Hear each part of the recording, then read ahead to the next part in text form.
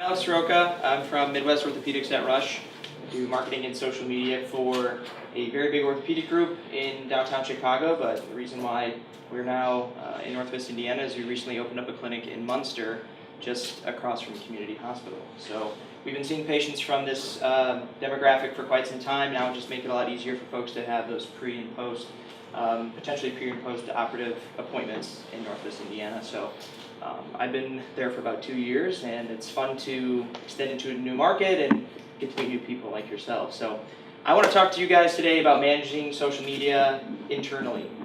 So kind of take this two different directions. If you're going to manage your own social media internally, then take the stuff to heart as something you would delegate to an employee or delegate to yourself if you're the one that would be doing it. If you can't achieve these things on your own or delegate that work to an employee or train them to do it, then that would really make it an opportunity to give that work to somebody who is experienced in it, because you really cannot afford to be on these sites sort of here and there. Okay, so you need to buy into it, and if you don't buy into it, then it's sort of like having a business that's open randomly, right? You have a business on Main Street, and people don't know when you're open. Well, same thing for social media. If you're kind of posting here and there, and the outside kind of looks crappy, people aren't really going to think about your business as being sort of legitimate, right? So those are kind of the two directions when it comes to managing your social media. And I want to play a quick video if it'll load here. Oh, I love ads. Oh, sorry. That's what everybody's having the issue with. Isn't that great? What we're doing it in the room with no distraction. All right.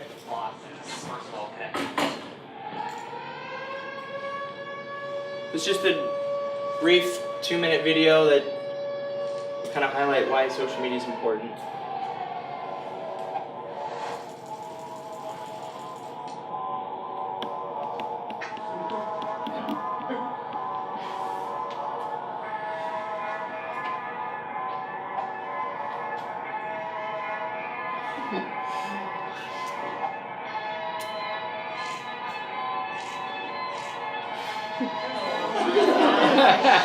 That's scary.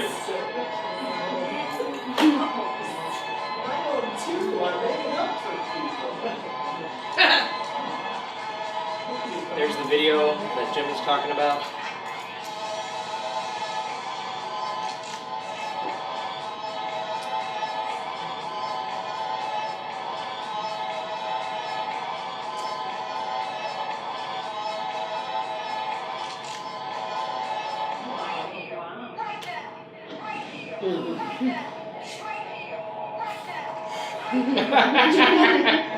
Seniors rock. Isn't that awesome? I didn't know that. Hashtag art.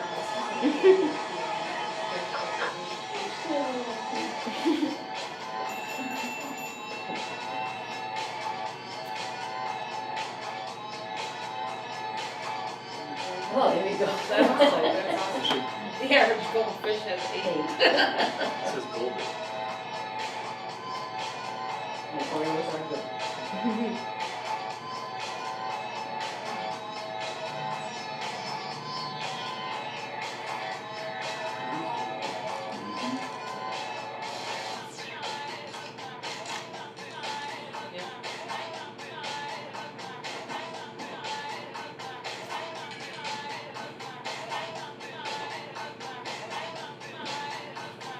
Sort of just an interesting video that kind of throws a bunch of statistics at you and interesting things relevant to the social media world.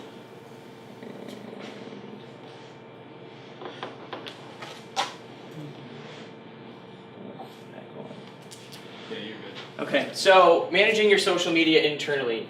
If you have social media, you need to have somebody whose job is essentially not, because that's not the only thing I do for my organization, so I don't just sit on Facebook and Twitter all day, although I do have Facebook and Twitter open all the time. But there are other projects, and my resources are allocated to different aspects of my job. So, but you do need someone who it is their task. It's very hard when you have someone who does it part of the time or here and there. You need to have somebody who focuses on it, because one, they're going to be the person who sort of establishes the personality of your networks. and they're going to be the ones that know how to interact with users and engage and know how to tell people within your business, okay, these are the folks that we're connecting with on social media, and if it's sort of hodgepodge, you're really not going to be able to capture all that information. You need content. So whether you can produce it on your own, or if you need to have someone outside your organization produce it, it can be a picture. Somebody asked about length of videos being 30 seconds to a minute. We have a corporate partnership with the Chicago Bulls because we're the team physicians for the Chicago Bulls, Chicago White Sox, and the Chicago Fire MLS team. And they did a project with BMO Harris, and it was a project with a Vine, and Vines are 6 seconds long. And it had upwards of 10 million loops. I mean, just kept going and going and going. I think it even had more than that. So just goes to show you that a lot of this content doesn't need to be a feature-long film. It doesn't always need to be the most professionally done. The 6-second Vine, which was of Benny the Bull, had thousands and millions of impressions, and it was very, very short.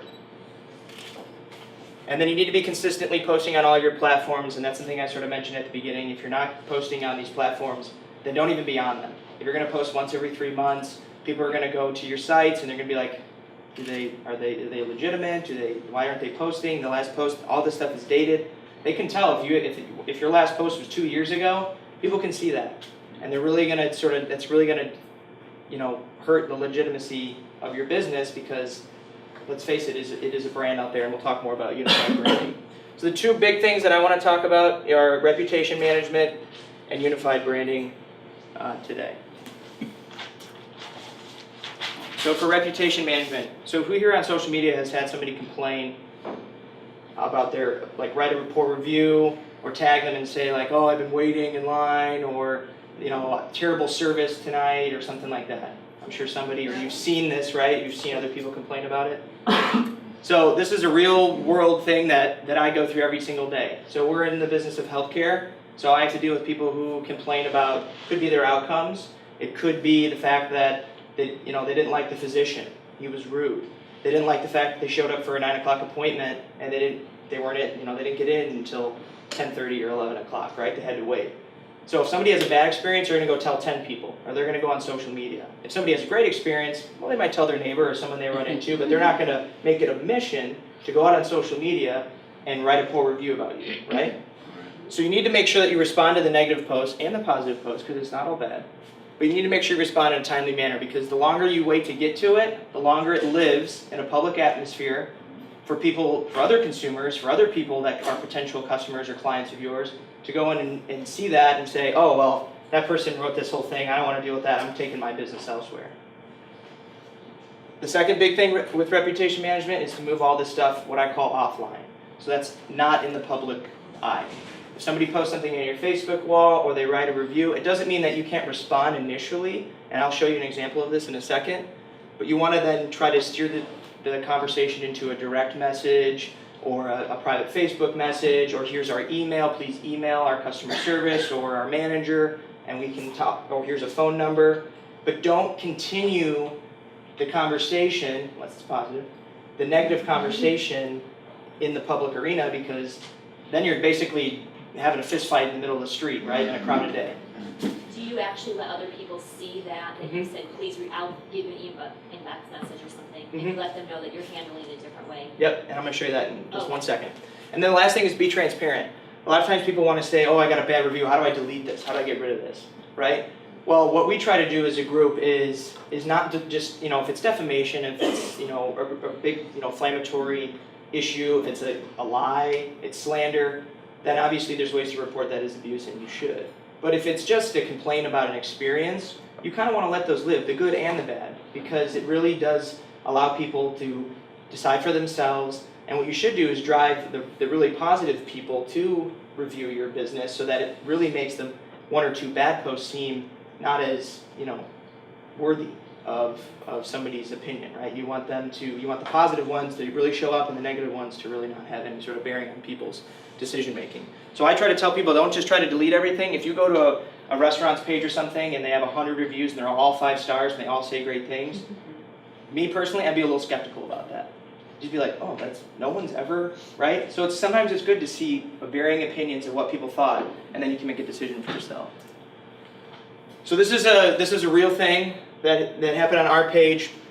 So we did this golf study with our spine surgeons. We posted a video, and it had some statistics that this person was like, oh, this video states that over half of golfers have low back pain, and the majority of them may need surgery. That's pretty profound. You have evidence to support it. So this was public, okay? Somebody questioning our video on Facebook. So I responded. I said, thanks for inquiring about the statistics. If you'd like to know more about the information we included, please send us a direct message. We'd be happy to share with you. Boom. That's the public, all right? Kick it over to here, and this is the private message. So he sent it a message saying, hey, you asked me to private message you. So what we did is that we came through here. We worked with a PR agency. So myself and the PR agency came up with a response validating where we got our research, and then actually we shared with them the email for one of the PR ladies who worked on the video specifically, and he said, thanks for your response. It'd be great if your PR department could share those. They corresponded privately, and the issue is resolved, right? There was no further public issue on the page. So does that make sense for taking a conversation publicly and moving it offline, for managing it? Now here's an example of a positive. And this, I've just blurred this stuff out, even though it's public, but with healthcare, always have to be sensitive to HIPAA. So this was a person who tagged us on Twitter, right? So we get a notification saying how they had surgery and they're on their first run in this sort of actually pretty cool. It's like an anti-gravity, so you can get back to running without like the full weight. It's a pretty cool machine. Not that you'd ever want to be on it because it probably means you're hurt. But so we responded. I responded. I said, looks like you're doing great. Keep going. Very, very simple, right? Then you get an endorsement right away from them. And this is all in public on Twitter. I can't say enough great things about your team, from the doormen to the docs to the PTs. You are a well-oiled and thoughtful machine. That got 2 retweets, 4 likes. This got a retweet and a like. This one, chopped it off so I can't tell. But as you can see, a simple response from us actually encouraged them to say even more kind words. That was shared. So don't just ignore, or don't just necessarily just like or retweet the people. They like when you have you add your voice into the conversation. People like to just share, just retweet what somebody says about them. But when you interject and put your spin on the situation, or just say, great, you're doing great, keep going, or thanks for the kind words, people will then share that, or someone else will see that and they'll share that. And that's sort of how this stuff tumbles and snowballs. So unified branding, we've talked a lot about, I know at the beginning we talked about setting up your pages, right? So you want to make sure that they look and feel the same. So you don't want to have, if you have multiple logos, you want to make sure the same logo's on Twitter and the same logo's on Facebook. If you have a chance for those, if you're working on the banners at the top of these pages, you want to make sure that they're the same across the board. Because in a world where everybody has so many options, if they're a bit confused, and we've talked about the attention span of consumers, right? If you Google something and you don't see it in the first 3, what do? You do a new Google search. You don't go to page 2. You don't even sometimes scroll all the way back down to the bottom of the Google search. So you want to make sure they feel and look the same so that people can recognize it, they can see it, they can say, oh, that's what I was looking for, boom, I know this is the right source where I need to be. So by doing this, you're going to decrease the consumer confusion, and you're going to increase your professional reputation as sort of being somebody who handles these things. And don't get me wrong, it's social media, but go look at any sort of wildly successful business and they're on social media. And there's a reason why now there's verified accounts, so you know who the real, Nike has a blue check mark next to it, and Tiger Woods has a blue check mark next to his name on Twitter, right? Because they're verified sources. That people are finding this stuff important, and they go to these places for real information. So just an example of how this looks. So this is our Facebook page, right? And this is our Twitter profile. Now the sizes and the resolutions can change, right? So you have to be mindful of that so it sort of looks the same. But same profile picture, okay? And same header. People know what they're getting. And we have an Instagram and the same ones on our YouTube and the same ones on our LinkedIn, right? So it just lets people know that this is the place you're looking for.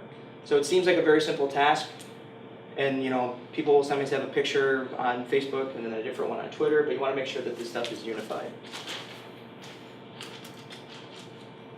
Same things for the actual posts, right? So Dr. Kathleen Weber, who's one of our orthopedic physicians, she's now the president of the Major League Baseball Team Physicians Association. But this was really just sort of an announcement, right? So not maybe in our world it's a pretty big deal. This reached 7,000 people, and I guarantee you if it didn't have a graphic, it would have reached way less. Very, very, very less people. Very fewer amount of people. And then you got to make sure you tag people, right? So Major League Baseball, that's going to increase it. Hashtag sports medicine. We talked about hashtags earlier. That's an example of a hashtag that I'll use quite a bit because we have a big sports medicine presence, right? So when people search for sports medicine, this could come up. And then obviously you want to make sure you have a link. This links directly to our website. So anytime you're posting a link, right? This was picked up by multiple different websites that mentioned Dr. Weber. But I waited until we had a story up on our own website so that anyone that clicked on this went to our website, and I didn't just take the link from someone else's story and put it in there, because then I'm giving that website links and views instead of our own.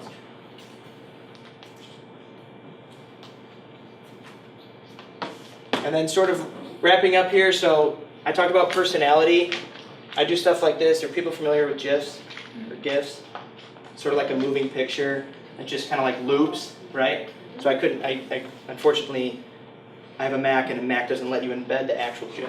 But National High Five Day, another example of a hashtag. I didn't create the hashtag, but it was National High Five Day, so this was a trending thing, okay? So put the trending tag in there. This was a GIF. It was basically Conan and this guy high-fiving over and over again. It's a good way of establishing personality. I like to take pictures when our doctor's speaking at things. I like to do stories that are non-healthcare related, because no one's ever just online looking just for healthcare or looking just at something, right? They're looking for sort of a holistic view, and this will give your accounts and your business a personality. And you'll see this all the time where pro teams or organizations, right? They'll tweet back and forth at one another about maybe something related to what they're doing, or maybe something that's just newsworthy. Find a way. It's kind of called newsjacking, or hijacking the news, to give yourself some personality. Same thing again. This got almost 6,000 views, and it really was just a quote about Kyle Schwarber. Who's Cub fan here? Okay, good. I was getting made fun of because I work for, I'm a Cubs fan, but I work for the group that takes care of the White Sox, so sometimes I have to keep that up and down. But this is the head team physician for the Chicago White Sox, and when we're talking about generating content here, think of something. We don't take care of the Cubs, right? But I found a way to get in touch with Dr. Bruce Joseph and say, okay, well, this is a hot topic. It's all over ESPN Radio, 670 The Score, Sports Center. It's front page news in Chicago. Let's capitalize on this. It has nothing to do with our organization, but let's capitalize. So, got a quote from him, wrote a quick story about 4 things you need to know about the injury. How's he going to heal? People click on this stuff. They want to know. I mean, sports, if ESPN's going to bring in a doctor to talk about LeBron James and rolling his ankle, then that's something that's definitely newsworthy for us when an injured athlete in Chicago. And people are going to search for his name, the Cubs, Kyle Schwarber, and this stuff's going to come up. And that is about it. So I didn't know if anybody had any questions for me or for any of us, really. Go ahead. Copyright issues or any sort of infringement issues when you post things that come from someplace else, content that, whether it's Conan or some article, if you put that on a page? So Twitter recently gave everybody like a GIF library for that stuff. So it's free to use. So you can actually go onto Twitter and just use that stuff without any copyright issues. All of the content that I create, picture-wise and stuff, I'll make myself in my Adobe suites. So all the pictures that I post, we have to deal with that quite a bit. So we have licensing for stock music, licensing for any stock images. We buy that stuff. But what I do is I have a digital camera, or I take a picture with my phone, so that way we're not shelling out money just to pay for a stock image of a doctor touching somebody's knee. And you'll find that with your content too, when it's original content, when it's a picture of your store or your doctor or whatever it is, if it's your business, consumers actually like that more than they do if you have a stock image of a healthcare professional. They want to see the people in your organization, not someone who posts for a photo. But be sure if you're taking a photo or a video of of a client of yours, like what I have to do when I'm taking a Consent. photo of a student anytime, I have to ask the parent for permission before I put it up there. I mean, 9 times out of 10 they'll say yes, but I have had some that say no. Do you guys have that like in stock, like on your registration form, so you don't have to ask the parents? I still do it anyways, Okay. because, It's good practice. yeah, just Well, because. especially when it's And I've one actually- student you're focusing in on as opposed to. And a good example of that, I've actually had a student's parent who signed the waiver, and we were at a DARE graduation, and the whole class was being photographed, and the parent was there, and I asked if it was okay, and I said otherwise I could Photoshop her out, and she said, no, it's okay, even though we signed the waiver, it's okay for you to put her on Facebook for this. Yeah, and we have everybody, any patient, have a whole drawer at my desk, and it's just patient consent forms. And you can check what you can use it for. They can check all the above, which would be, Okay. or you kind of break it down, right? And if anybody needs an example of that, I could be more than happy to send you over our our consent form so you can kind of see what you need to do.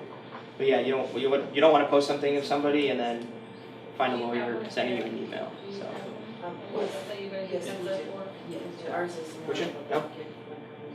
My brother's an attorney, and I just want to mention real quickly, this is not my question, this is just a side comment. Yeah. But, that if you do ask parents or ask people if they want to be on Facebook or, that, it's our property, we're gonna put it on, and they say no, and then you use it, as opposed to not asking at all, no asking at all would be better than if you asked, they said no, and then you used it. oh yeah. So you gotta watch that. Jim, I have a question for you. Yes. Do you have any demographics for the area on demographics of like Twitter users in Northwest Indiana versus like millennials use it, like what age group and? So here's the thing, it seems like it'd be a simple answer, but it's all based on the actual content, right? What we've found, it does, it really does. What we found is that, the average age group for a Twitter user is gonna be someone that is, right around college age, or maybe late 19, early 20s is where they're getting into Twitter, because most people that are teens, Twitter isn't really engaging, it's not really built for that age group. Because they're not talking about business, right? Twitter is also something that's really valuable in business because you're sharing links, right? The other thing is in business, we don't have a lot of time. She just looked at her watch, right? So that's a beautiful thing. Oh, it's okay. I mean, I looked at my watch too. It's fine. But that's the reality of Twitter is that you have to force yourself to get your message out quicker. And I think that has a lot to do with the audience. Is there anywhere you can get demographics on that, like Oh, yeah. Instagram and Twitter and stuff? Where can we get that? Yeah, absolutely. Honestly, so that's something I'll write down to the list along with Alex's. So what we're going to do again is that we're going to build a landing page, a web page for all of this content, so that way you guys have a source to go to for this stuff. So I'll write that down and we'll get it for you. Yeah, no problem. And just as one final example as to why social media is important, which is kind of cool, we had a pretty good last week. So our post engagement is 2.1 million It's insane. That's over the last week. Yeah. And a big chunk of that is coming from a share. Okay, so there was somebody who checked in at our facility and they posted a picture of themselves checking in, and it got shared 70,000 times. Yeah. Okay, so it's a little atypical, but at the same time, just by this pure simple fact that we were on there, I know our page, we liked the post, it got shared. That just goes to show you that this stuff can just explode, and you're really missing out. Just Yeah. for fun, how many likes do you have? Like you have? Oh, likes on the total page? Yeah. I think we're just under 2,000 for the Right. page. So here's how this is the real life example. All of you guys come to functions like this. You guys will all within the next 24 hours get a mention from us because that's how it works, right? And that's what he's talking about. It's called growth hacker marketing. It's where you can actually tap into other people doing stuff, right? When you tag someone else and they're going to respond back and say, hey, we had a great time. Thanks again for doing this. It's going to post. We actually, I won't pull it up, but I'll tell you, I'm a huge Packers fan. Yes, proud. Ugh. And I was experimenting with my little guy. At the time, he was 3. Had an awesome little Packers dreads hat on, and it was "Go Pack Go." It's literally 6 seconds, but we uploaded it to Chevrolet, and he was actually nominated as the Packer Fan of the Week. He went viral in 5 hours. We have like 2 million views on this thing. So the reality is that why am I saying this to you? Because you have to tap into other sources. If you want to get the message heard, it's kind of like I just mentioned about the gymnastics. If you have a client base or if you have people that come to your location, find a campaign that gets them mentioning you somehow, some way. Now you have other people doing the work for you. And when it comes from a credible source, as we've all shared, a credible source, that's like word of mouth. I mean, word of mouth is traditionally the best advertising, right? So when someone mentions you or likes you or shares your stuff, that's like saying, hey, I endorse this person. So. Do you recommend Facebook has this thing that you can pay to be sponsored? Do you recommend Yeah, that? sponsoring posts is I think very lucrative. And what in your example, they spent the $12.55, right? Yes. And the beautiful thing about it is you can create a post, you can see exactly how it's going to look, then you can pick the demographics. I want to hit women in this geographic area who have interest in these certain things. So you can narrow down, and then if someone on Facebook, you know how at the beginning when you set up your page and you're like, oh, these are my interests. I like baseball and football and whatever. That stuff is in there, and then Facebook has all these people who've documented their interests, and then you can target them. And for $50 or $100, I mean, where are you going to get that much exposure? I mean, even if you put an ad in a magazine for $10,000, someone still has to open that up and read it, right? So if you spend $100 and you're reaching maybe the same amount of people, it might show up on their news feed, but you haven't spent 10 grand, you spent $100. Yeah. If you look on the second to last page, I had to kind of speed up my presentation towards the end. I talk a lot. But the very top slide on the second to last page actually shows the exact demographic breakdown that we did for that video. And it shows you that kind of data that you get. And we chose that, and actually that was Brian. Brian works with our social media digital team. So he chose basically a demographic around their salon and spa. And we also, based on analytics from Facebook, it tells us the age of our average client, our consumer, our customer. And that post actually interacted with 82% of the people that interacted were women, which is kind of cool because it means 17% of men interacted with the salon site about their mom, which is pretty cool, right? And so Facebook gives you all that data. You just have to go and do something with it. Yeah. Does anybody else have any other questions? No? Well, I want to thank everybody for coming out one more time. Thank all the speakers and Janine.